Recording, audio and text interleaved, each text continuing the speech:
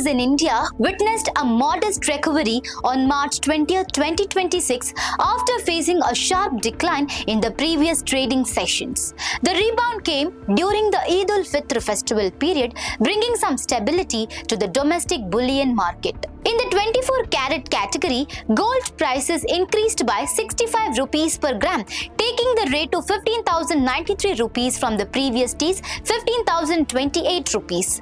The price for 10 grams rose by 650 rupees to 1,50,930 rupees, while 100 grams of 24 carat gold climbed by 6,500 rupees to 15,09,300 rupees after earlier witnessing a major setback of nearly 73,800 rupees over recent sessions. Similarly, 22 carat gold prices also moved upward. The rate for 1 gram increased by 60 rupees to 13,835 rupees. 10 grams of 22 carat gold were priced at 1,38,350 rupees, reflecting a price of 600 rupees compared to the previous day.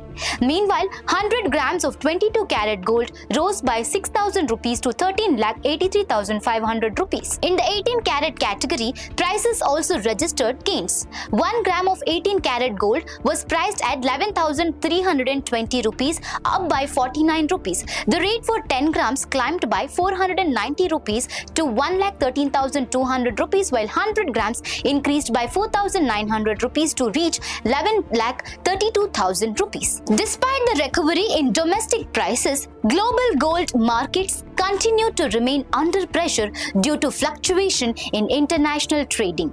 Spot gold prices were trading below $4,700 per ounce after witnessing a sharp two-day sell-off. Analysts say rising energy prices and inflation concerns have weakened hopes of early interest rate cuts, contributing to pressure on global bullion markets. At the same time, ongoing geopolitical tensions in the Middle East continue to influence investor sentiment and keep the precious metals market volatile. For more such updates, stay tuned to Daily Salar Digital.